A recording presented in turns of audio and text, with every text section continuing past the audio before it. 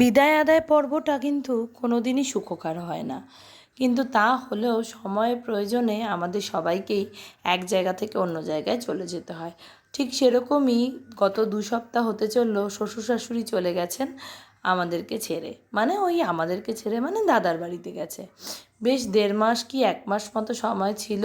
Cocoa দেখাশোনা করেছে ওরা ভীষণভাবে, ওদের সাপোর্টেই কিন্তু আমি ভালো করে চাকরিটা জয়েন করে মানে মোটামুটি এই ইনিশিয়াল স্টেজটা খুব সুন্দরভাবে কভার করতে পেরেছি। মানে ছেলে যে একটা সেফ হ্যান্ডে আছে সেটা আমি মানে নিশ্চিন্ত হয়েছিলাম যে হ্যাঁ, বাড়িতে ওনারা দুজন আছে, দুজন মিলে ঠিক সামলে নেবে।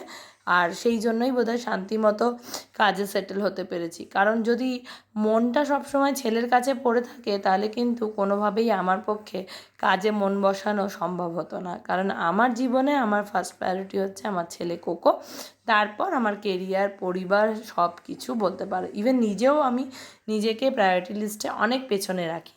তো যাই হোক, ঠাম্মি ঠাম্মি করে আর দাদুর সঙ্গে ঝগড়া মারপিট করে বেশ ভালোই কাটালো কোকো দিনগুলো।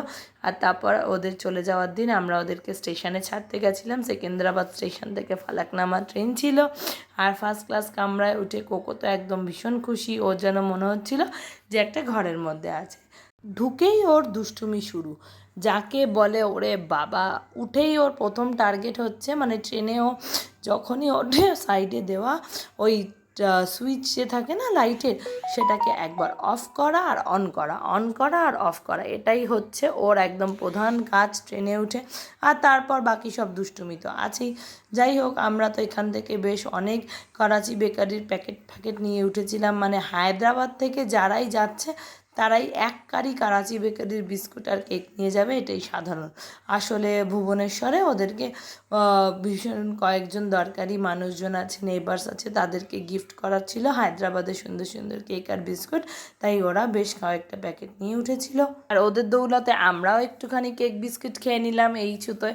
বাড়ির সামনে হলেও জানেন তো, আমি, আমার ছেলে আর আমার হাজব্যান্ড জয়, আমরা তিনজনেই কিন্তু খুব একটা মিষ্টি খেতে পছন্দ করি। আর এই দেখুন, কোকো দেখেছে ওর বাবা কি করে মালপত্র রাখতে হয় ট্রেনের সিটের নিচে, এবার ও ওর দাদুর ব্যাগটাকে ওইভাবেই রাখবে। দেখেছেন আমার পাকা বাচ্চাকে?